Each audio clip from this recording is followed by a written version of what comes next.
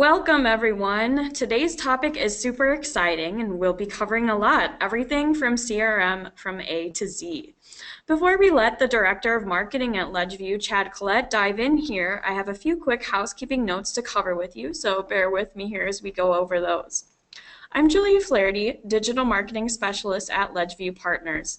Welcome to all attendees, new and returning. For those of you that haven't been on our webinars before and aren't familiar with us, Ledgeview Partners is a business and technology consulting firm who partners with organizations to transform sales, marketing, and customer service operations and processes that are supported by core technologies like CRM and marketing automation.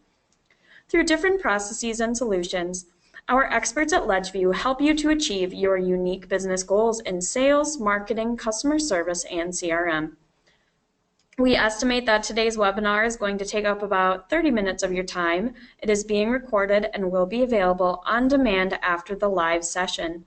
All attendees will receive a follow-up email after the webinar is complete with a link to access the presentation.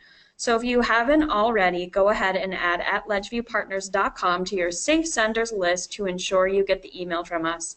Or if you do find any email from Ledgeview in your spam folder, mark it as not spam. We encourage you to share this within your company and professional networks. To ensure the best audio quality, we have all of you on listen-only mode, but if you do have a question or comment, go ahead and submit those in the question pane of your GoToWebinar control panel, and we'll follow up with you afterwards. On the agenda today, Chad will be walking you through CRM from A to Z, meaning during all phases and including top tips and insights to help you drive success. We covered this topic thoroughly on the Ledgeview Partners blog and many ebooks, infographics, and of course, webinars and in our day-to-day job functions with customers, so you've come to the right place for guidance. For those that don't know Chad, he is a CRM expert in multiple platforms in addition to his skills in marketing and with marketing automation technology. Chad's vast knowledge on the topic and passion for what he does is sure to resonate with you as you gain insight to create more effective CRM practices.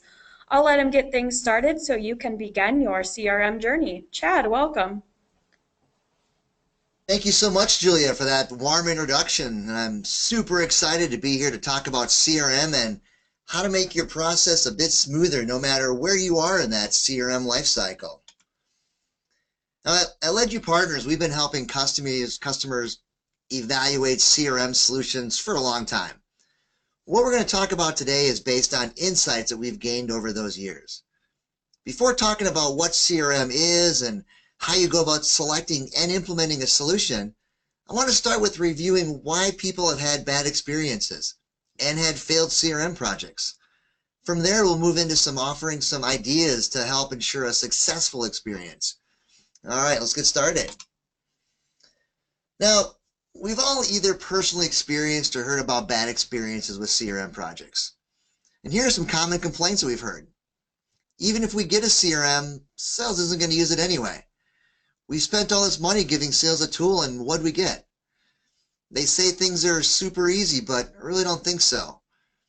And we gave sales everything they asked for, but now it's too complicated.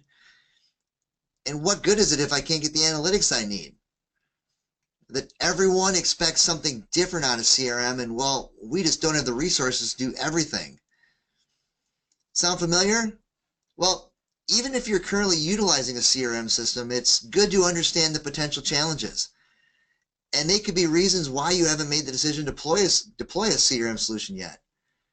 And if you're currently struggling with some of these very issues, hopefully today's information will offer some ideas to get you back on track. Now, you may have heard of names like Salesforce or Microsoft Dynamics 365. In fact, I know some people on the webinar today even have some of these CRM solutions in place. The CRM tools available today are extremely robust, and many of them offer very similar features. Now, I'd argue that these tools are not the reason that CRM projects fail. There are some very common reasons why projects fail, and understanding these can help you identify possible stumbling blocks for your own organization prior to launching into a CRM project. Now, a couple I want to call out are lack of executive sponsorship. If you don't have support from the top down, the chances of failure are high. You didn't keep it simple and you made CRM just way too complex. And finally, that no ongoing enforcement or training was in place. If your people don't know how to use the solution or don't know how to use it, failure is imminent. But let's turn this around into a positive approach. Our goal for today is to address 3 key factors into success: planning, preparing, and performing. Taking the reasons we've mentioned for CRM project failure, we can flip them around and become the basis of a plan for success. Many of these points involve communication and support across the organization and getting agreement on what the goals are. CRM is way more than people think. Now, consider all the internal and external relationships that you have. Your customers, prospects, vendors, suppliers, competitors, just to name a few. And internally, how many different departments touch each of these various channels? CRM enables you to track relationships that multiple people within your company communicate with. Today, that probably means everyone having these contacts in their own Outlook or Gmail with no sharing of information. Now, I'm going to challenge you to start thinking outside of the box because CRM is so much more. A common goal of CRM is to better align sales, marketing, and customer service to create a more meaningful and profitable relationship with your customers, while also driving more business from new customers. Consistent and targeted marketing drives value in the sales process, and having a 360-degree view of a customer enables the end user to be way more strategic in their discussions. CRM tools can automate and assist in time-consuming tasks like researching key data, visualizing competitive insights, and sharing purchase history. Customers today do a lot of web research before they reach out to sales reps. By establishing a web presence of your own, your company can influence a buyer's journey early on. Personalizing your interactions with customers by tailoring messages just for them. You can keep your finger on the pulse of your conversion rates, your win rates, and pipeline value with analytics tools that give you a holistic view while also providing the depth of insight and to discover the trends out there. You can enable customer service to quickly see a full view of the customer, past and current open service tickets, past sales history, and all communications across departments. This will enable them to better service the customer. So as you can see, CRM offers a ton of possibilities. But who's impacted by a CRM system? Well, internally, it could be all departments that impact the customer experience. A single source of information for all these key departments will help improve your customer's experience. And remember, it's not just customers you're servicing. Look at all the other types of relationships you may have external to your company. The impact of these relationships to your business may be just as important as your customer relationships. It's becoming even easier to extend CRM access to provide external resources with insight into key information. You may want to provide a customer or a vendor a web portal to share invoices, service cases, or maybe pipeline information. A web portal is basically a secure website where your customers, partners, or vendors can access key information that comes directly from your CRM. By connecting CRM to your financial or your ERP system, you can provide a broader view of the full customer lifecycle to sales and customer service. That insight can help them quickly address a customer's question, or for sales to better position other products or services. You'll need to identify your own reasons for why you need a CRM, and those reasons should have some tangible value associated with them. Today, many sales and customer service teams still have little access to information to aid their process. CRM will put data at their fingertips anytime, anywhere, making them way more efficient and way more effective in providing a great customer experience. Accounting systems actually have lots of useful information for sales and customer service. By sharing some of this information with these teams to see information such as purchasing history, they are better equipped to upsell or cross-sell and have much more meaningful discussions. It also provides marketing with data helpful in developing targeted, personalized marketing messages. Defined business processes help the sales team be consistent and also makes it easier for training new members of the sales team. And those new sales reps will super appreciate having account history available to them for any new accounts turned over to them. Sales managers and executives appreciate the ability to monitor trends and track pipeline to make better business decisions. And remember, what gets measured gets done. Know what you want to measure and why you want to measure it. And that just doesn't go for the sales team. Think about customer service, marketing, and others. So what are your reasons for wanting a CRM? What are the costs to your business of doing nothing? If you can articulate this, then you can start building a case for a potential return on investment. Ask yourself, what is the tangible benefit to your business if more leads were coming into the pipeline? If a sales rep was able to handle a larger pipeline, or your sales cycle became shorter? Do you have customer retention issues that could improve by providing customer service with more insight and maybe faster response times? These are just a few examples of things to measure. Having clearly defined reasons is very important. These reasons should also have some clear revenue benefits or cost savings associated with them. They become the basis of the metrics you'll want to use to measure the success of a CRM project. Okay, let's transition to the next step, the selection process. So what are some of the common mistakes to avoid? We've seen a lot of these.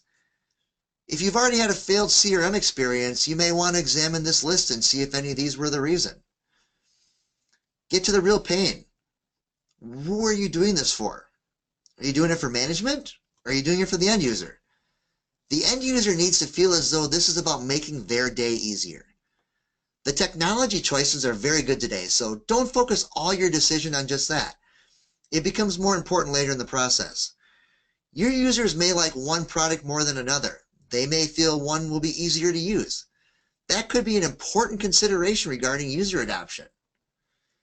Doing too much too soon can be overwhelming for your users. Don't make the initial project too big. You may see a lot of things that you like in a CRM system, but you should consider doing smaller, multiple phases and measuring progress before moving forward with the next one. What do you expect? What are the goals that can be measured? We'll talk more about that in just a little bit. During the product selection process, you want to really define the pain. This is your own internal analysis of your current state. A look in the mirror. Where are you at this point in time? And where can improvements be made? The pain may be very different from group to group, department to department, or division to division. Inside sales might have completely different needs than outside sales. Customer service needs to see the customer information differently to quickly address customer questions. And marketing needs very specific data available in CRM to be able to target their messaging. It's important to talk with all the areas or departments that touch the customers. Then consider future growth. What else might be happening in the future that could impact your needs and requirements of a CRM? You want the end user experience to be easy. So what does that mean for each of the various areas? Is an integration with other systems important? Accounting system, quoting system, marketing automation, etc. Today, companies are pulling data into CRM to enable this concept of a 360-degree view of the customer that's available right at a person's fingertips. Well, here are some other considerations. You should identify some of your potential metrics. That helps define the information you'll need in CRM, and also may help determine what type of analytics and reporting capabilities that you'll need in your CRM. During the analysis and design phase, you'll also start gathering key features your team will need in a CRM system.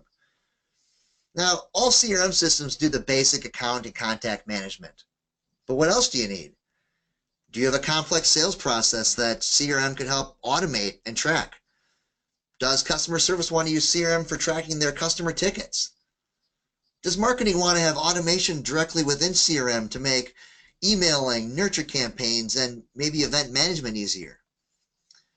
Once you have this list of features, you can start looking closer at how the products will function related to your specific needs. Understand that a CRM project requires lots of resources on your end. Your team will need to devote their time while still doing their own jobs. And that balance can be challenging and quite stressful at times. It will require a financial investment for the software, as well as partner services. Because it's very difficult for you to know a CRM product really inside and out, having assistance from an experienced partner is very important. Without a clear understanding of the product, your configuration and training will not provide the optimal experience for the end user. Finally, you have to ask, are we ready for this? Do you have the support from the top?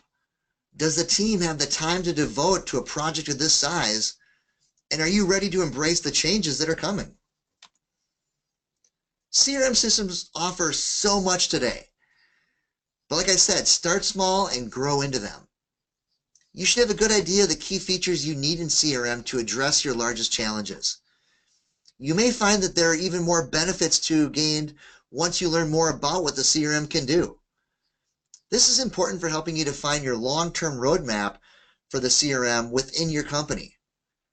The goal is to define what will be your phase 1 project. Future phases can continue addressing other areas of the business that will get you to your end goal. That's why it's important to understand what else these CRM solutions have to offer you.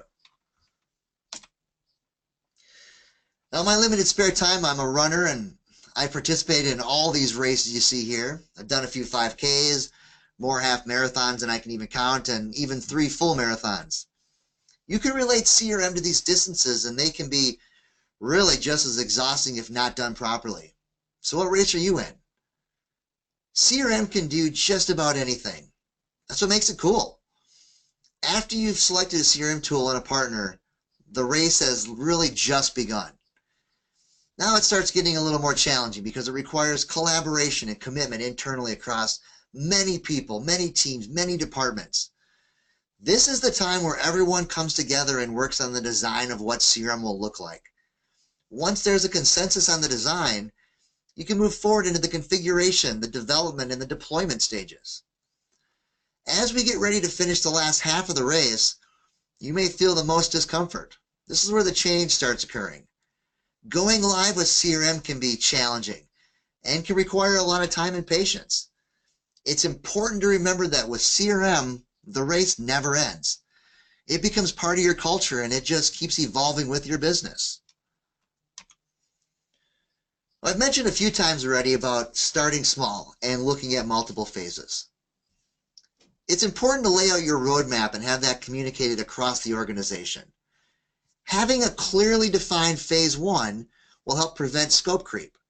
Having a strong project manager on your end to hold everyone in line to the original project scope is very important. You also want solid success in phase 1 by getting it done in the allotted time frame and the allotted budget. New out-of-scope items identified in each phase can be worked into a revised roadmap for the future phases. The first step in each phase will include a design stage. That is, of course, after you have identified your CRM strategy. At this point, you need to stay focused on the scope of this phase of the roadmap. But during design, keep future phases in mind to provide flexibility. And you want to design with the end user in mind. You want to keep things simple. We've seen companies that have put 100 fields on a form expecting the end user to fill out in all the information. It will never happen. What information is really needed? And how can that form be designed to help the end user have an easy-to-use experience? I recall back to my early days as a new CRM user at another company, and our IT director owned and launched CRM in a silo. For sales to simply enter a note after a meeting with a customer, it took them 14 clicks to accomplish this. 14. Let me tell you how many notes and activities got entered into CRM. Yeah. For CRM to offer value from day one means you want to import some of the key information. Data quality is a common problem for many companies, and spending time cleaning your data before bringing it into CRM is strongly suggested. You will also need an ongoing data quality strategy, and that really should start being defined at this point.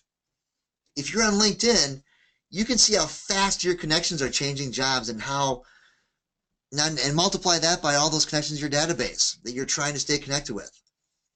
It is a challenge and an important one to tackle up front. Many companies start a CRM search thinking they need to have every piece of information from their ERP or financial system in CRM. In the end, most companies keep this to only the basics in phase one until they see how the end user is adapting to the product. Integrations can be expensive, and until you know more about the end user truly needs, it may not be necessary initially. There are also other alternative options today for showing external information within CRM without physically having the data in CRM and taking up valuable and costly storage space. Okay, so here we are. We're ready to go live with CRM. It is super important you need to plan for your go live. The goal is to try and eliminate every single excuse that users will have for not using CRM, and you will hear them all. Remind them why you're doing this and let them know what's in it for them. Get the key end users engaged during the design and testing phases and get their feedbacks and their concerns. You want their input. Let the end users know their day-to-day experience was top of mind during the design. Give regular updates and overviews to the team and have those messages come from the owner of the CRM project. That way everyone starts getting familiar with who they will go to in questions after go live. This is your time to test, and retest to make sure that you're getting the expected results with your new business processes. As you get ready to go live, you'll want to conduct your final end user testing. Explain how CRM fits into the overall direction and strategy of the organization. Explain what's in it for them. However, they should know these things already from previous communications. Be sure to focus on any new business processes and why they're being implemented. Establish real-world scenarios for them to walk through. These can be use cases used during testing that others can use in training. The process in training should be to explain the process, demonstrate the process, and then let them do it themselves. Make sure everyone knows what's expected of them. Reinforce and encourage the users. Now, some people will pick this up very quickly. Others will be extremely slow and require lots of hand-holding. Just remember, people learn and adapt to new technology at different rates, so you need to be prepared for this. It's important to hold everyone accountable and encourage each person to have some competencies that they can share with others. Even if all employees are not using CRM, make sure everyone is aware of this project, because in some way it may impact everyone directly or indirectly. So congratulations, CRM is live. After you go live, you want a solid plan to help your users. They need to know who to call for questions. In the beginning, this can be very time-consuming for your CRM administrator, but it's a critical time to ensure end-user adoption. Ongoing coaching and training will be very important, especially in the first 1 to 2 months. Think about ways to review each person's success and hold them accountable. This is where management can really be helpful. Sales or customer service meetings should use the data in CRM for review. Remember, if it's not in CRM, it doesn't exist. And that should be the message across all end users. Early on, you can already start measuring results and begin communicating some value points to the team and help build support for the direction of the team moving forward. This is the time to focus on ongoing education for your end users. Now, there's many creative ways you can do this. Lunch and learns are a great idea. Tips and tricks in a weekly email to end users, and some partners, like LedgeView, offer ongoing user group webinars with free feature training. Find the people who are CRM champions and let them mentor slower learners or people that are resisting the change. It's important to have a training program for new employees. They need to get up to speed as quickly as your original end users did during the go live. Now, we see this all the time where companies do a great job of training when they go live, but then they forget about new employees who start at a later date, who are then forced to kind of figure it out on their own, or maybe they receive unstructured training. This can have a huge impact and a ripple effect on your user adoption and ultimately your return on investment. Once things settle down after your go live date, you need to analyze the success of phase one. Are you getting out of it what you expected? Does it require any tweaks to the process to help the user experience? Now, no matter how well you plan, things will come up after you go live that you realize will improve the experience. This is a very normal occurrence. Ask yourself, what are your lessons learned? What would you do differently? Take those lessons forward into future phases. If you're satisfied with phase 1 results, you can begin thinking about what comes next and who needs to be involved in the next phase. And then repeat the process. CRM should never stop evolving. Sounds super easy, doesn't it? As you step back and evaluate the success of your project, you need to go back to what you originally defined as your success criteria. What was it you wanted to measure? Now, here's a few common ones we've seen. From increased customer retention, increased average spending, improving your cross or your upsells, having customers buy more across your categories, your offerings, increase the number of new customers and the reactivation of previous customers, getting them to come back to you, increase referrals of new customers by existing customers. You don't measure your success just once right after you go live. You might initially look at the results daily, weekly or monthly, but it also depends on the goals and metrics you are evaluating to determine how regularly these need to be monitored. These will vary by business and industry. CRM dashboards and analytics make this so much easier for you, and you will love the information they provide. It's important for the end user to feel like the tool was meant for their benefit, not just for Big Brother to measure them. Most likely, some of your measurements are regarding efficiency and productivity. Each end user should be able to measure the benefits to them individually, show them and encourage them how to set up their own dashboards and analytics. And there's so many different goals companies have from a CRM system. And well, here's some success metrics from our customers that we've heard over the years. Increased closing ratios, ability to help sustain year-over-year growth goals, and gaining a tremendous amount of productivity and efficiency. Can you imagine wasting that many man hours and then gaining that back? You may not even realize it at this point, but those efficiency numbers don't lie. CRM is just a software tool, but it does keep changing. Software vendors like Salesforce, Microsoft Dynamics, and others are constantly adding new capabilities multiple times per year that could really potentially help some of your end users to be even more productive. It's important that someone or a team within your company is assigned to support and oversee CRM, or have a trusted partner to provide ongoing support. Staying up to date on new releases is critical to your success. Then meeting periodically as a team to discuss potential benefits of those new features. Staying educated is important to your long-term and ongoing success with CRM. Revisit your original goals and periodically take measurements to see if the goals are being met, and then create new goals. You want to enhance your roadmap as your CRM and your business continue to evolve. And continue to create an environment of excitement and support around CRM that shows all the end users that you're in this for the long haul. Well, that wraps up the information I have for today's webinar, and I hope you enjoyed the conversation. And if you have any questions, please feel free to put those in the question pane of your GoToWebinar panel. You can also contact me at any time to talk about Salesforce, Microsoft Dynamics, or really just CRM in general. I'm available via phone, email, Twitter, LinkedIn, carrier pigeon, you name it.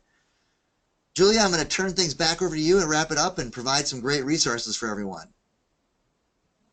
All right, awesome. Thank you so much for those great tips, Chad. All of you attendees and registrants will see a link in your inbox coming later today that gives you access to view this presentation on replay on demand. So be sure to watch for that and pass it along to any of your industry peers or business colleagues that may be interested.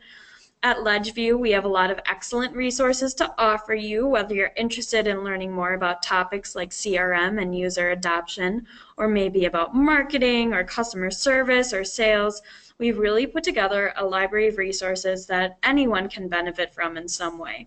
Almost 30 ebooks in our current library, plus many, many, many infographics and blogs for you to choose from. Stay tuned for more exciting webinars as well coming later. Follow us, follow our blog, follow our homepage. You'll see those coming. All right, I think that's it for today. Thanks again for joining us, and we at Ledgeview hope you are having a happy and fun summer season. We'll see you next time. Goodbye.